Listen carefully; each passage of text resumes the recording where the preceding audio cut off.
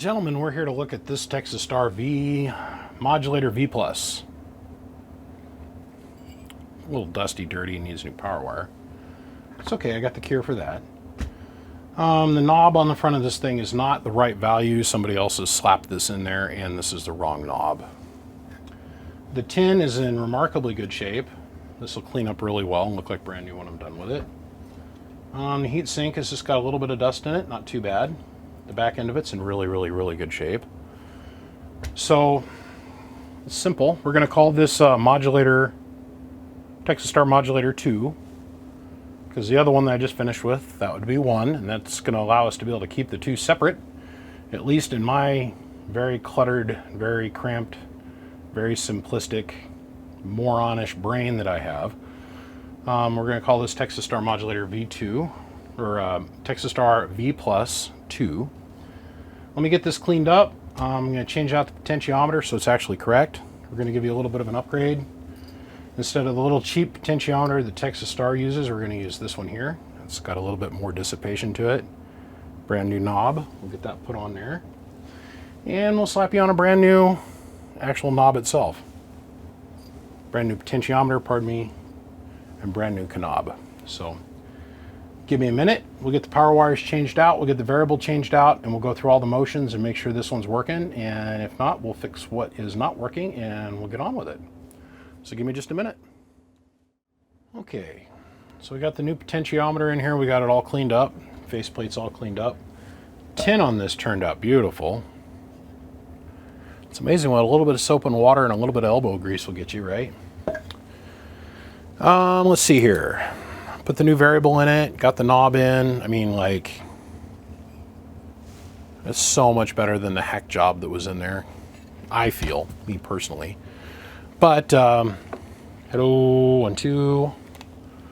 Let's go ahead and run it through its paces. I have a feeling that we're going to need to replace the keying circuit, and I'll walk you guys through that here in a second.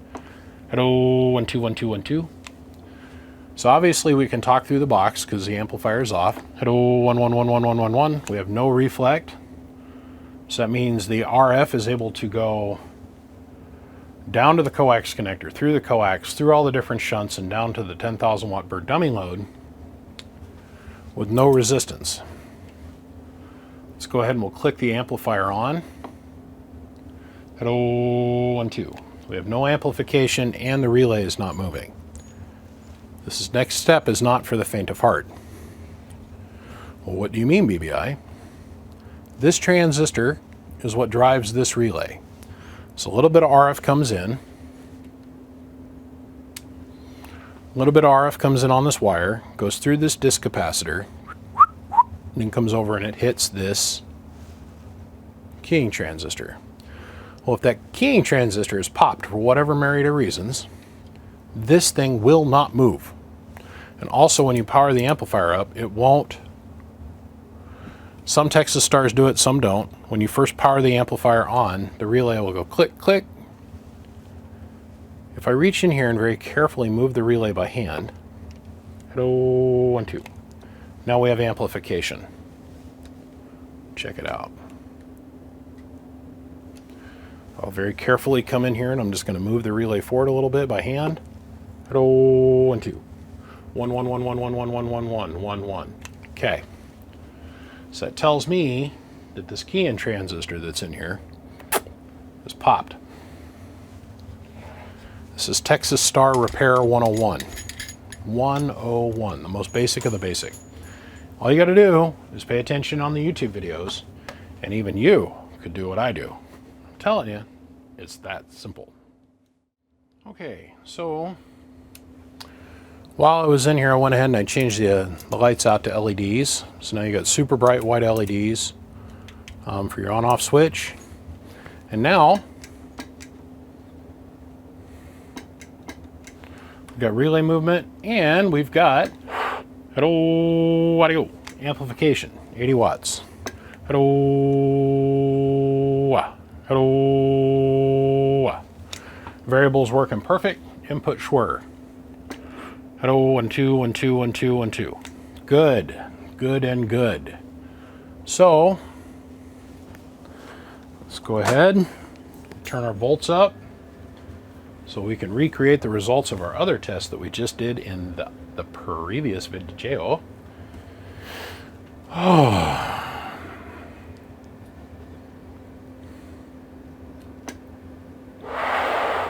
Hello, off the scale. Up to 2x. Hello, audio. Not the same as the other one, a little bit lower, but not that bad. Hello, audio, 1, 2. So, let's just say this girl is done.